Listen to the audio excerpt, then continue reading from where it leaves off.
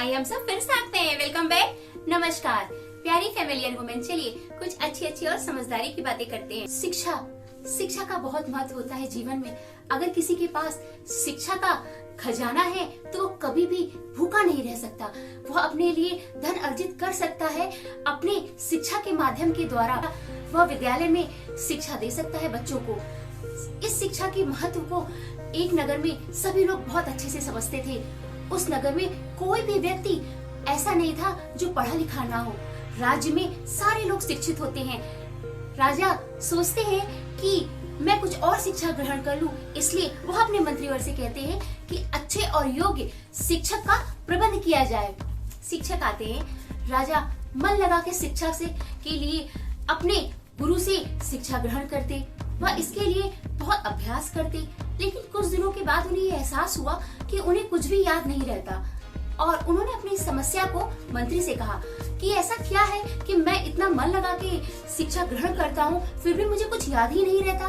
मंत्रीवर कहते हैं कि आप इतना मन लगा के करते हैं, फिर भी आपको नहीं याद रहता, आखिर इसके पीछे क्या कारण हो सकता है। मंत्रीवर कहते हैं, महाराज आप क्यों ना गुरु से पूछे कि इसके पीछे क्या कारण है। महाराज अपने गुरु से पूछते हैं, गुरुवर मुझे कुछ भी याद क्यों नहीं रहता। गुरुवर कहते हैं, राजन आप राज्य के राजा हैं और आप हमेशा सिंहासन पर बैठकर ही शिक्षा लेते हैं, और मैं नीचे बैठता हूँ और आपको शिक्षा देता हूँ, जबकि गुरु का स्थान हमेशा ऊपर होता है। और ऐसा ना हो पाने की वजह से ही आपको कुछ भी याद नहीं रहता। राजा इस बात को बहुत अच्छे से समझ जाते हैं कि जो गुरु होता है वो सबसे ऊपर होता है, और इसीलिए कहा गया है, गुरु गोविंद दोऊ खड़े काके लागो पाए, बलिहारी गुरु आपने गोविंद दियो बताए। इसीलिए अगर गुरु और ईश्वर दोनों ही खड़े हों तो पहले गुरु के पैरों को छूना चाहिए।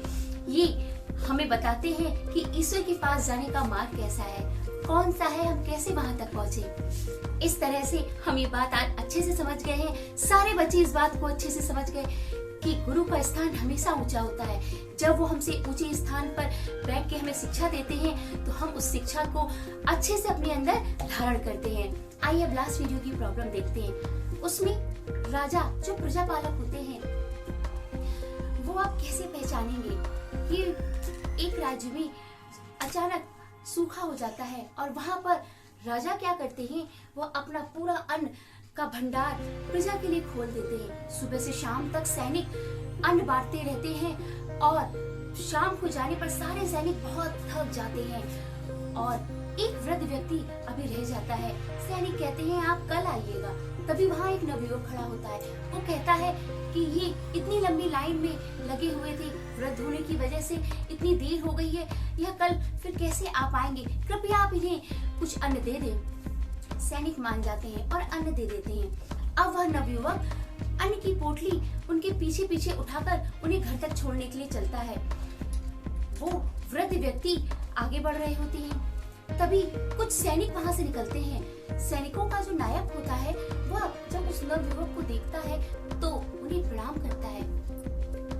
वो वृद्ध व्यक्ति ये समझ नहीं पाते कि आखिर यह व्यक्ति कौन है। वह उनसे पूछते हैं कि आप कौन हैं। और ये बहुत अच्छी बात है कि जिस नवयुवक ने वो अन्न की पोटली उठा रखी थी वो और कोई नहीं, सम्राट अशोक हैं। इस तरीके से इतने महान सम्राट और विचार इतने उत्तम, जो अपनी प्रजा के लिए उनके सुख दुख का ध्यान रखने के लिए उनके बीच में जाकर ही हर बात का ध्यान रखते थे। और हमें समझ जाती है कि एक राजा कैसा होना चाहिए। आइए अब आज की प्रॉब्लम देखते हैं। बच्चे जब परीक्षा देने जाते हैं तो लौट के आने के बाद ये एक कार्य बहुत अच्छे से करते हैं। जिस पेपर को वो दे के आते हैं उसे मिलाते जरूर है। क्या ये करना ठीक है? आपको क्या लगता है? अगर आपके पास इससे संबंधित विचार हो तो कमेंट बॉक्स में देना मत भूलिएगा।